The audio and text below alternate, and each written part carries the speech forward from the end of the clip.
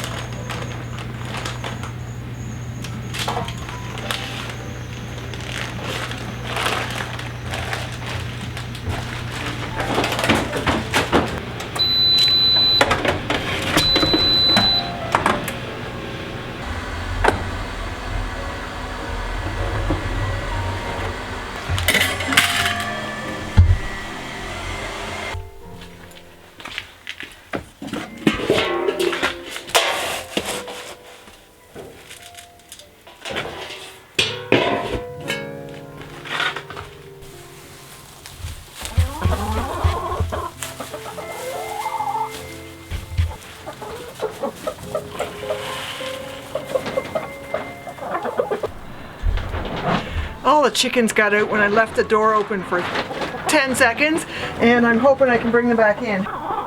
Oh yeah, what's this, loony bird? Chick. I'm using their fermented feed to try to bring them back in, and apparently it's not working. Let's fill their bowls anyways.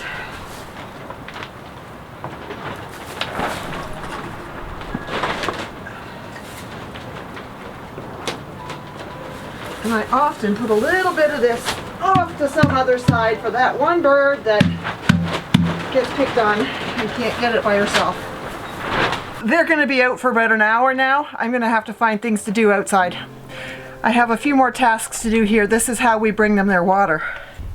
It's not freezing today, but we always have this heated dog bowl as a waterer. We have 10 birds.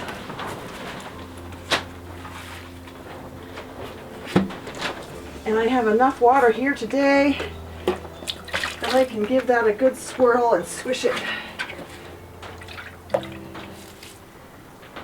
That's better. It's still not perfect, but that's better.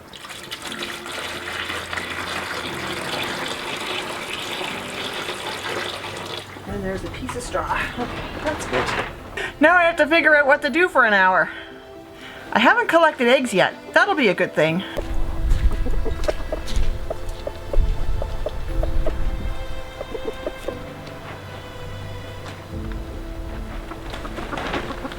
I'm using the cord on the nest box to keep the door from blowing shut and, you know, letting them go back in.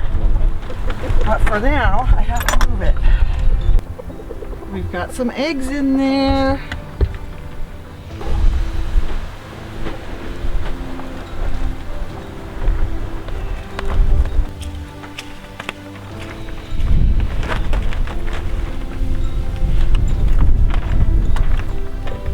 Oh, look, there's another one. Let's go see if I can lure them in with some mealworms.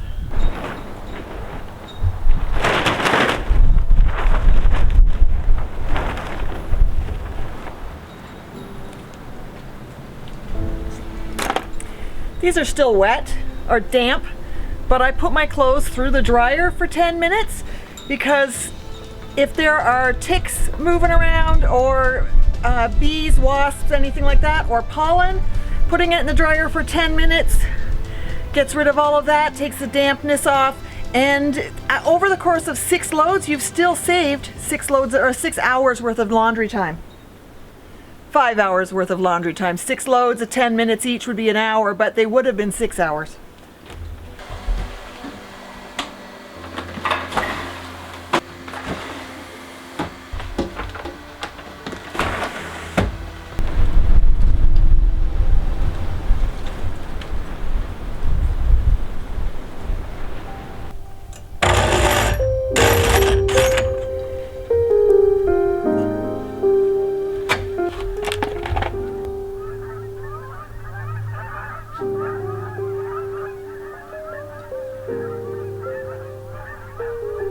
Does anybody know what causes this? Big clods of dirt? As the snow is melting off, we're finding these big clods of dirt. They're not in a nice tidy row or anything, and this is an area where we haven't been all winter. There's some more.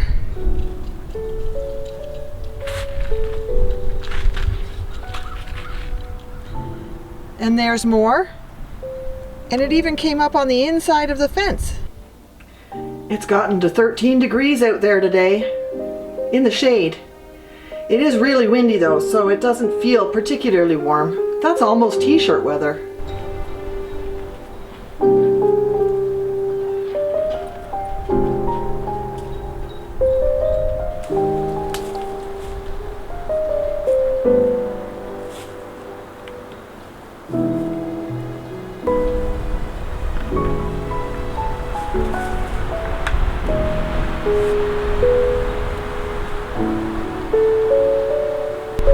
I'm not getting much, it's hardly worth it. That's about a quart.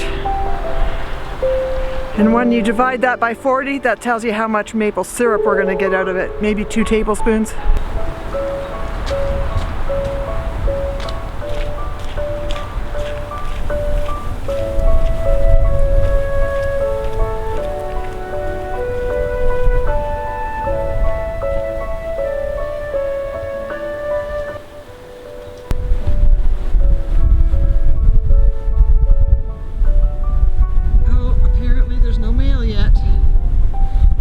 The little red flag up. It's windy today. It's supposed to get worse. Well, here we go. It's time to begin seeds. This one's not actually for seeds. Let's make sure the soil is evenly moistened. This is seed starting mix. What gardener doesn't love getting dirt on their hands? I'm going to use a sweet potato or a yam. I'm not sure exactly what it is. I think it's a sweet potato. I bought an organic one. And I'm just going to lay that. There are a couple of ways to start this. You can poke toothpicks in it and suspend it in a glass of water. I've never had any luck with that. I find this works better. I just put the soil up against the sides of the sweet potato and I keep it evenly moist in a dark place until it starts to send out leaves. It'll send out roots and then it'll start sending up leaves. Those leaves, you break them off right where they attach to the plant or to the root, and you have what they call sweet potato slips, and that's what you start your sweet potato plants with. This could take several weeks, so I'm getting started now. It's still 12 weeks before I can plant anything out in my yard, out in my garden.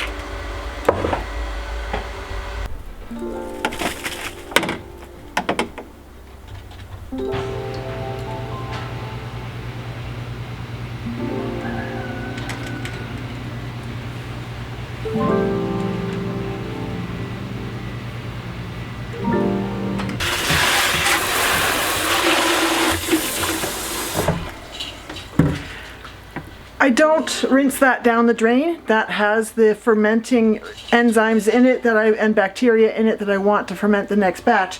I just rinse the bucket and keep the remains inside, and then I make more ferment out of it.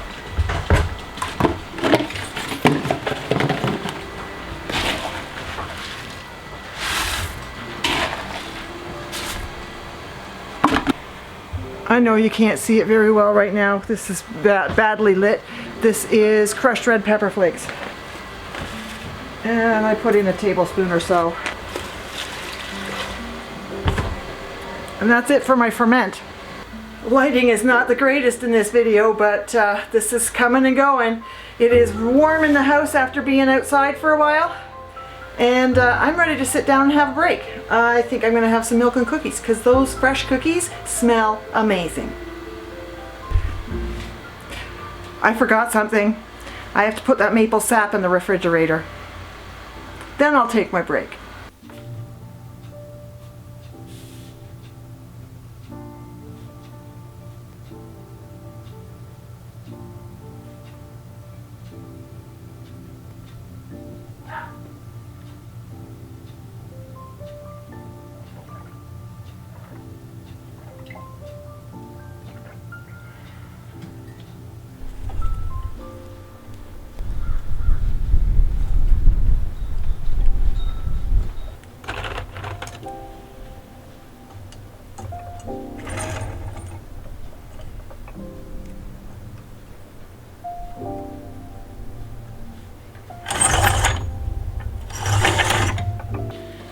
There we go. Time for bed, babies. Everybody's tucked in for the night. And there goes the security light off. Good night, girls.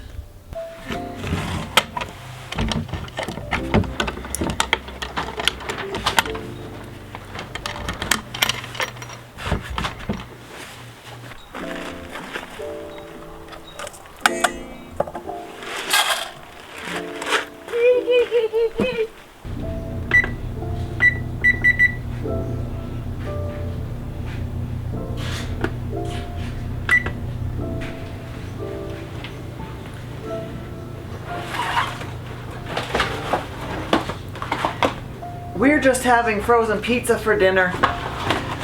I was half expecting Dan to fix dinner tonight, but he had something big happen at work in the afternoon, and he's still involved with it at 6 o'clock, so I'm just gonna throw pizza in. Yes, they're frozen pizzas, and that's not very Homestead-ish, but by the time you buy your cheese and your pepperoni, and if you want sausage or fresh vegetables on it, in February you have to purchase your fresh vegetables.